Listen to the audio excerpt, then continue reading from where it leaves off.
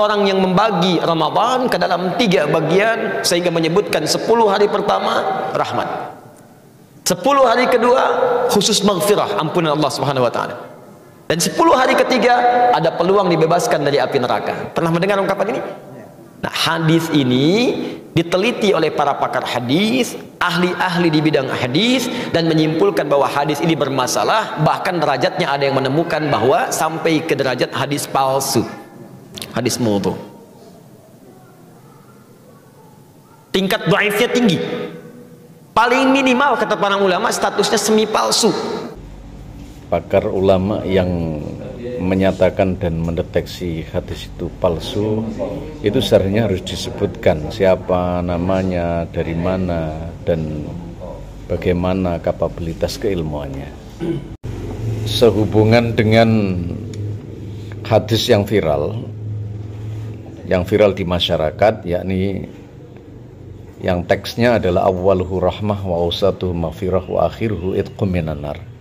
Awal Ramadan adalah rahmat dan pertengahannya adalah ampunan, sedangkan akhirnya adalah terbebas dari api neraka.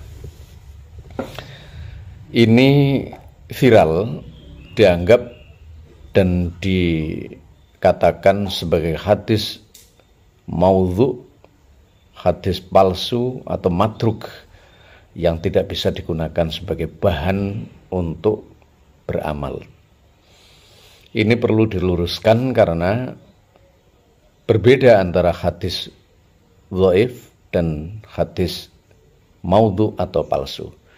Kalau dhaif dia masih hadis dan dia disampaikan oleh Rasulullah, hanya terkendala persoalan perawinya dalam masalah jarh wa ta'dilnya.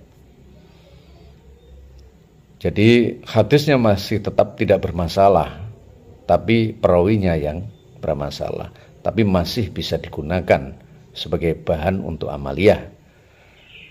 Lalu yang kedua adalah hadis maudhu atau hadis palsu. Itu adalah hadis yang dibangun oleh seorang penipu, dibangun dan di sana banyak kebohongan, sehingga hadis ini bukan hadis. Jadi kita akan memahami bahwa dua hal ini berseberangan dan dua hal ini adalah antara langit dan bumi. Supaya tidak menjadi persoalan dan permasalahan di masyarakat untuk melarang orang-orang yang berdakwah dengan hadis ini, maka kita akan melihat beberapa pelurusan.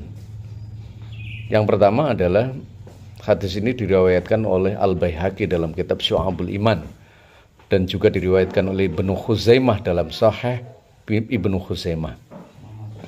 Walaupun diriwayatkan oleh Khuzaimah ya dalam sahihnya, tapi menurut As-Suyuti ini bermuara pada satu sumber sanad ya.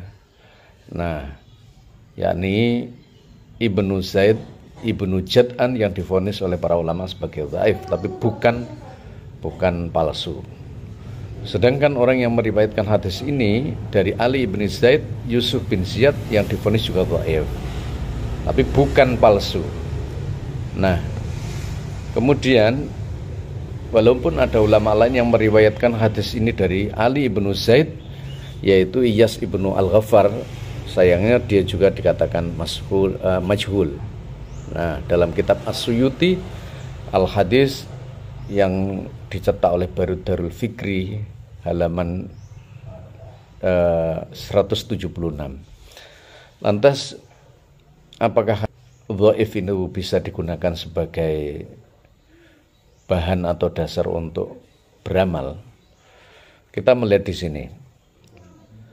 Mahmud Tolhah menambahkan ada yang beberapa ulama yang menggunakan hadis dhaif sebagai dasar. Yang pertama adalah Imam Ats-Tsauri, yang kedua adalah Abdurrahman bin Mahdi, dan yang ketiga Imam Ahmad ibnu Hanbal.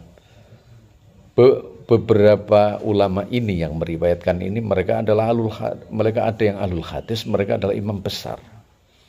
Jadi mana yang kita percaya antara mereka yang menyatakan hadis dhaif harus dibuang, Muhammad Talha menyatakan tajuzu riwayatuha fi mithlil mawaid. Boleh hadis dhaif itu digunakan sebagai cara untuk menyampaikan mawaid, ya, menyampaikan anjuran, menyampaikan ancaman, kisah, wal qasas wa ma asbahu dzalik, dan hal-hal yang sama seperti itu.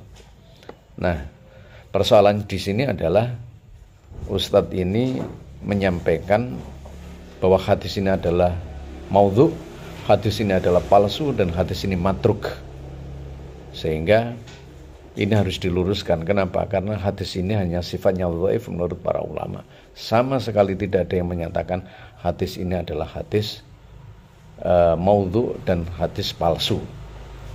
Jadi kalau hadis maudhu sudah hilang, tapi kalau hadis dhaif itu masih dipertimbangkan. Oleh siapa tadi?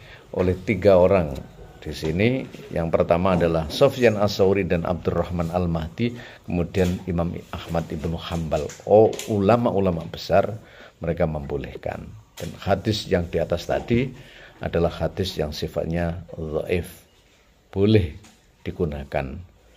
Boleh digunakan menyampaikan satu fadhailul amal, yang kedua tidak masalah akidah, tidak masalah keimanan, tapi untuk hanya memberi semangat pada orang-orang yang beramal. Apalagi amal-amal itu berhubungan dengan amal sunnah, seperti halnya tarawih di bulan Ramadan. Jadi kalau tidak fun dalam hadis, maka jangan berbicara tentang hadis. Kalau tidak mampu melihat hadis dalam diroyah dan riwayah, jangan sampai kita berbicara tentang hadis. Kita harus mengikuti para ulama salafus sholihin yang menggunakan hadis itu sebagai hadis yang mereka mempunyai pemahaman yang utuh tentang hadis.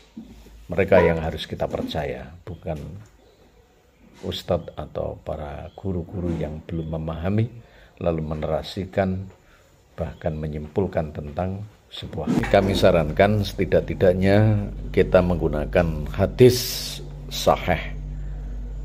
Tapi kalau hanya digunakan sebagai penguat, maka kita diperbolehkan menggunakan hadis dhaif.